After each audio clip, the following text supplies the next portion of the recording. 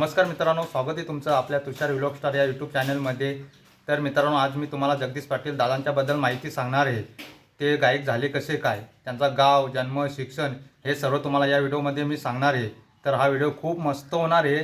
तर हा व्हिडिओ तुम्ही शेवटपर्यंत नक्की बघा आणि व्हिडिओ आवडल्यास व्हिडिओला एक लाईक करा आणि तुम्ही मित्रांनो चॅनलवर नवीन आले असाल तर चॅनलला सबस्क्राईब नक्की करा। चला मग टाइम न घालवता आपण व्हिडिओला सुरुवात करू। निघाली मानाची माझ्या एक विराईची। तर मित्रांनो, जगदीश पाटील दादांचं पूर्ण नाव जगदीश मारुती पाटील असे आहे। तर त्यांचा जन्म एका गरीब शेतकरी कुटुंबात ठाण्याच्या औले गावात 1 जानेवारी 1978 साली झाला। तर मित्रांनो, जगदीश दादा महाराष्ट्रातील ठाणे येथे राहतात।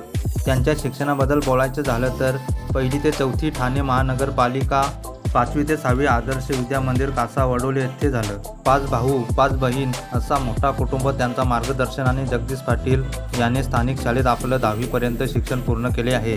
त्यानंतर पुढे जाऊन आपलं शिक्षण थांबवून कौटुंबिक जबाबदारी स्वीकारली।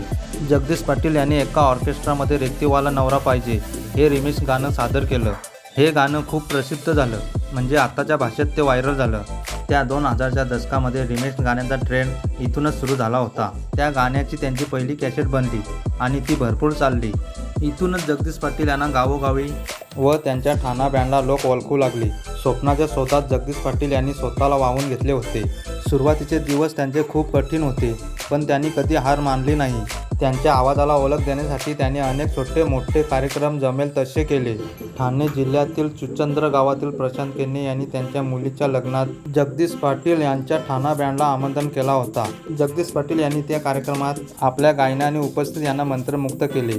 इथेच एका म्युझिक कंपनीने त्यांच्या आवाजाची जादू ओळखली। त्या कार्यक्रमाची कॅसेट बनवली आणि या कॅसेटवर अख्खा महाराष्ट्र नाचला असावा।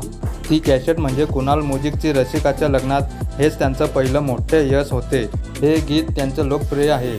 जगदीश पाटील यांनी आपल्याला अनेक हिट गाणी दिलेली आहेत। जगदीश पाटील यांचे लोकगीत, कोलीगीत तसेच जीवदानी आई, एकविरा आई, गणपतीचे आणि साईबाबाचे गाणी गायलेली आहेत। तर मित्रांनो, तुम्हाला जगदीश पाटील दादांची माहिती कशी वाटली कमेंट करून नक्की सांगा। व्हिडिओ आवडला असेल तर व्हिडिओला एक लाईक आणि तुम्ही चॅनलवर नवीन असाल तर चॅनलला सबस्क्राईब केल्याशिवाय जाऊ नका। चला मग मित्रांनो, आपण पुढच्या व्हिडिओमध्ये लवकरच भेटू। डोंगरावरी आई बसली माझी मायपाच पांडवांची।